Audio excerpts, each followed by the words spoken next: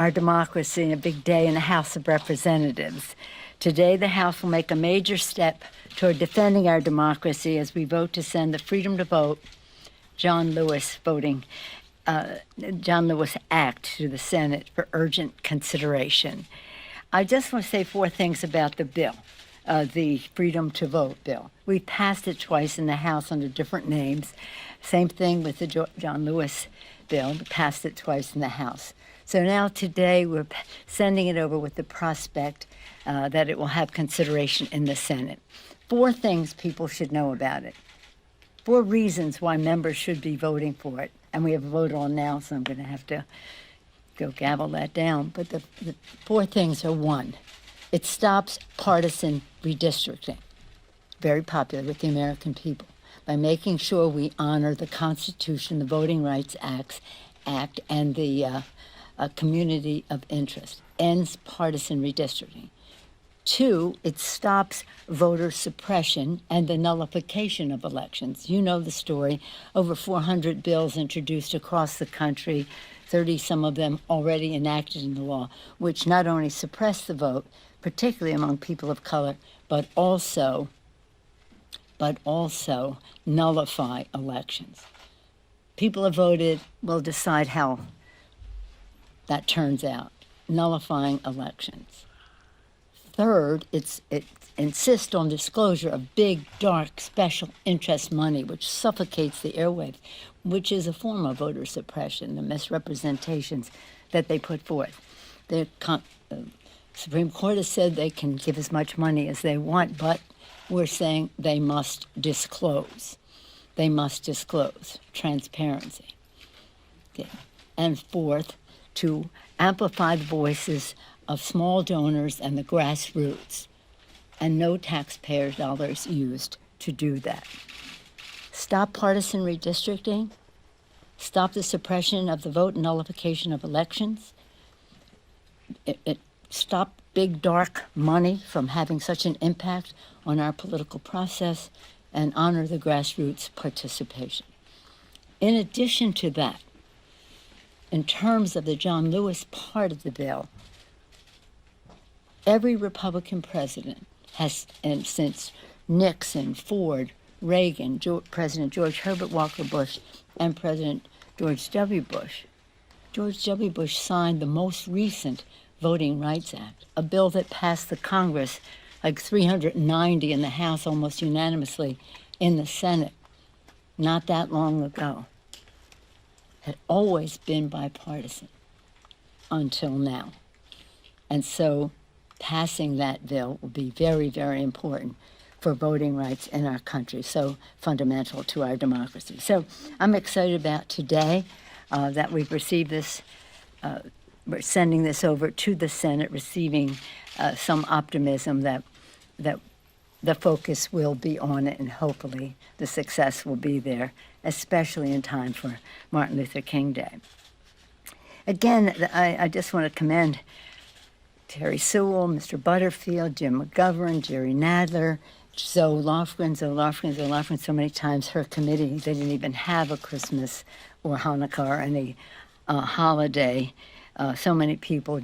John Sarbanes has been the patron saint of this, or the godfather, whatever analogy you want to make of this legislation. So I want to thank all of them for giving us this special opportunity. Earlier this week, we passed the GI Bill to protect our democracy. Again, House Democrats worked. It's really important to know about that, and I said this on the floor the other day, but in case you weren't paying strict attention. When we had the first GI Bill, it was the fruit of the advocacy and labor of the American Legion and other groups following World War I. They were not treated as fairly as they should have been, and they wanted future veterans to be treated better, hence the GI Bill. President Roosevelt signed the bill and made great statements about how we owe so much to our veterans. We all know that. Listening to the veterans, that bill came forth with education, with housing, and all those home ownership and the rest.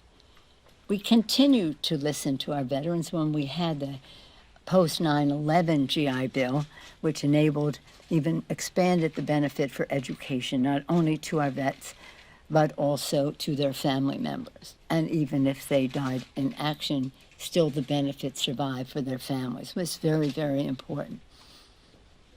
And now we are listening to our veterans who are telling us that we really need to expand and strengthen the GI Bill eligibility for reservists and guardsmen. And so that's what we did earlier this week in the House. I hope it will pass the Senate.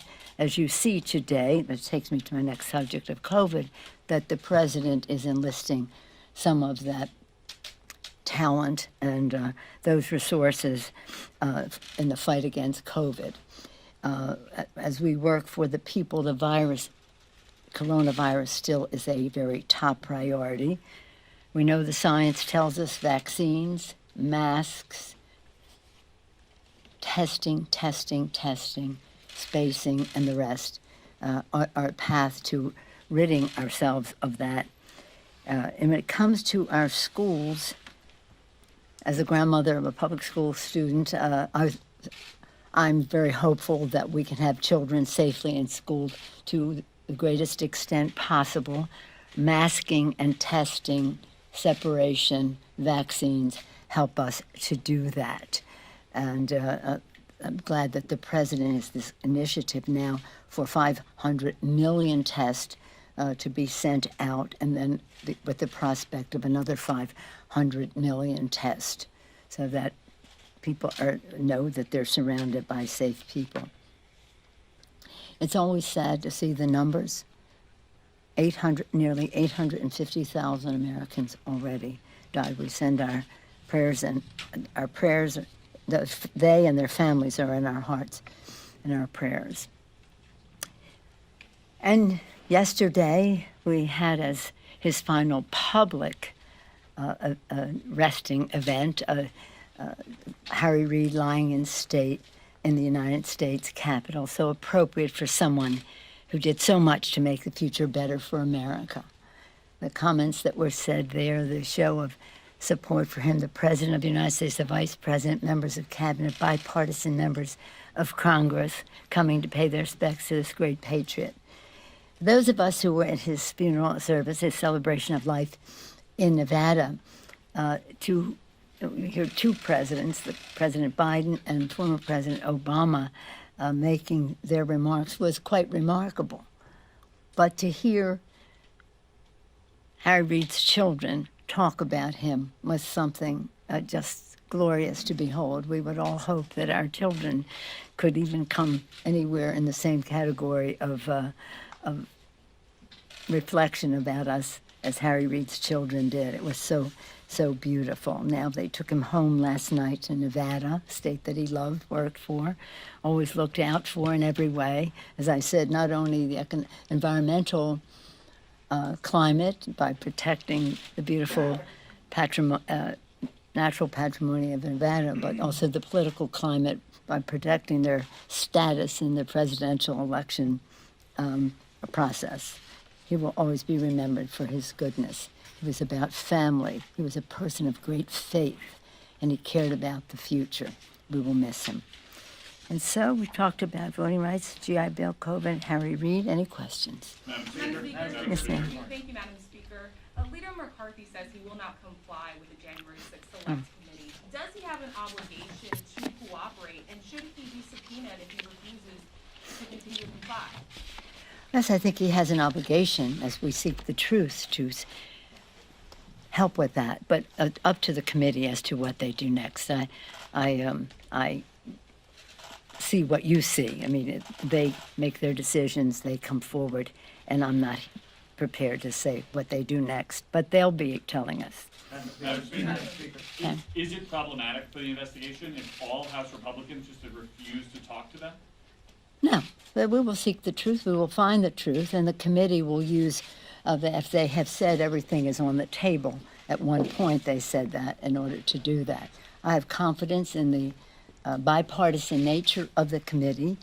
They are working very hard, as we can see in the public domain, with the product of their work, and I have confidence in them. Madam Yes, Chad. Just to make sure I understand your position on this here. Obviously, you're punting to the committee, saying, they're the committee, they're investigating it, it's their That's job right. to Yeah, decide. yeah. But a couple of years ago, when there were questions about contempt of Congress for Trump administration officials, you even referred to the quote jail that's underneath the crypt here, saying, oh, maybe we should do that.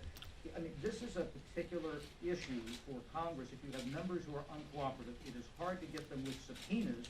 Therefore, if they were going to take any sort of extraordinary step, one would think that would fall to the committee, but it would also go through you to sign off on some particular, discipline or ethics committee or whatever you would decide to do in dealing with a member of Congress, particularly the minority leader. Well, I have, as one who has served on the Ethics Committee for many years, longer than anybody else, have always said any issues about the Ethics Committee and referring things should not come out of the leader's or the Speaker's office. That's up to the process to put forth, and also now people can bring a charge from outside because we established the outside entity to bring something forward to the Ethics Committee. But I have no intention of interfering with the work of the committee. I have absolutely none. They have their data, they have their testimony that they are taking. They know the path that they are on. I don't. I defer to their judgment. Yes, sir. Madam Speaker, you say today sets up a prospect for consideration Yeah. of the new voting rights law. Yes. This doesn't seem to be a prospect for actual passage. Well, it might be. What's changing? Where is this going? Well, you'll have to go over and ask that in the Senate. But we do believe that what we call the For the People Act, and now called the Freedom to Vote Act, is a bill that very much had the input of Senator Manchin. As a former governor, as a former Secretary of State, he did great things in his state to, again, stop big dark money from having an impact on elections. He has there is a voter ID law that they have there that has been incorporated into this. So he knows the subject, and this bill is a reflection of some of his input, and hopefully he will defend his bill in terms of having it brought to the floor. But it's no use wasting your time asking me questions about what the Senate will do. You just have to go ask them what their next path is. But it is really important for the American people to know, because what is stunning is to see the misrepresentations that are made, for example, on the floor of the House now. I mean, I won't even go into them because I don't want to return to their misrepresentations. But the facts are, as I said, partisan redistricting, end that. Big dark money dominating politics, end that. Suppressing the vote, nullifying elections, end that.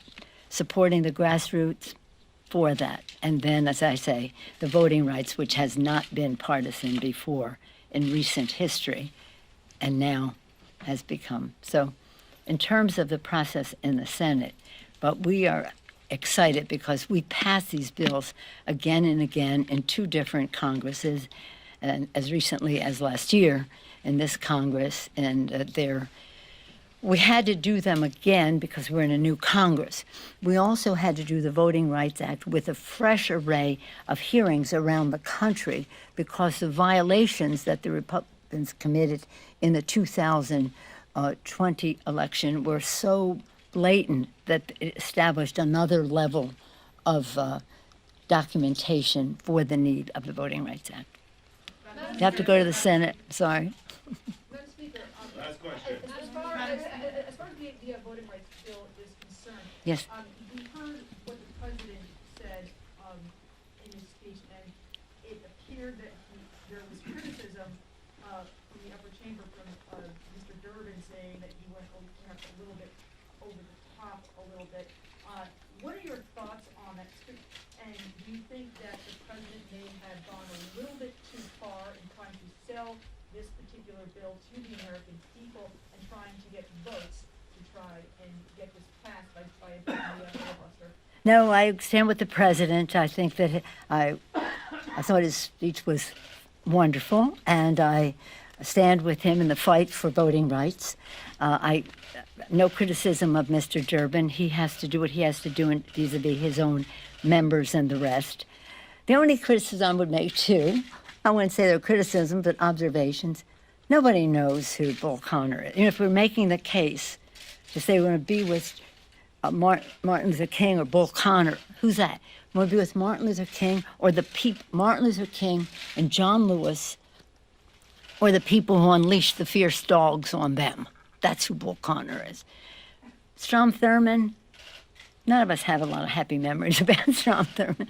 So again, since you asked my critique of the president's speech, I thought it was fabulous. I come out, congratulate him for it. It was well received, even among those who had some apprehension of what's going to happen with all of this next. So I thank him for it, and I stand with the president in the fight for voting rights. Thank you. I unfortunately have to go to the floor to vote for the bill as well as gavel it down. Thank you all. Thank you all, thank you.